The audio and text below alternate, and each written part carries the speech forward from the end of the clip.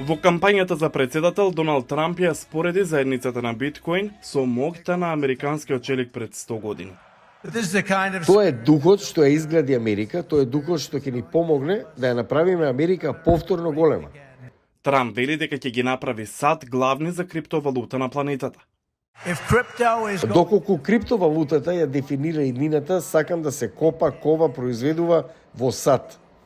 По победата на Трамп, вредностите на биткоинот достигна рекордни високи нивоа. Инвеститорите во дигитални валути се охрабрени од ветувањата на Трамп за одобавување на надзорот над криптовалутите.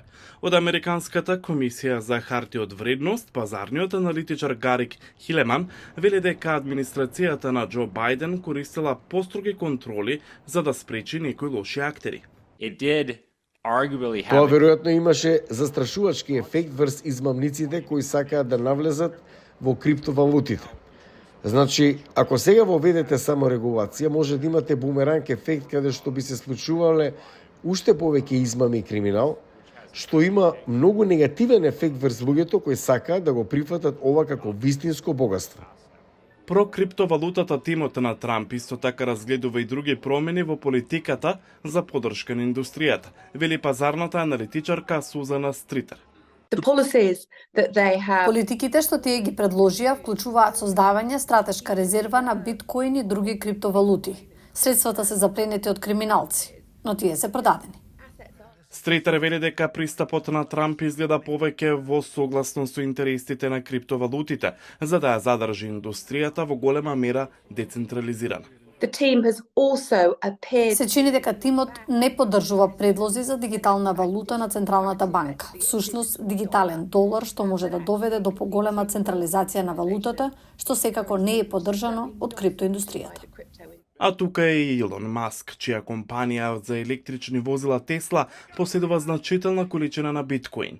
Маск во последниот месец од кампањата му се приклучи на Трамп и сега ќе председава со напорите на престојната влада за подобрување на ефикасноста.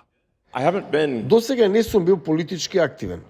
Сега сум политички активен, бидејќи мислам дека се доведени во прашање иднината на Америка и иднината на цивилизацијата. Хилеман вели дека Маск ќе биде централен за очекувањата на Трамп, градејќи ентузијазам за криптовалути. Тој е голем обожавател на Dogecoin, кој е мек монета што се согласува со неговата филозофија дека најзабавниот исход претпоставуваме најверојатниот исход. Дигиталните валути се уште се соочуваат со пречки за пошироко прифаќање, при што податоците од истражувачкиот центар Пју минатиот месец покажаа дека речиси 2/3 од американците велат дека имаат малку до никаква доверба дека сегашните начини за инвестирање, трговија или користење криптовалути се сигурни и безбедни.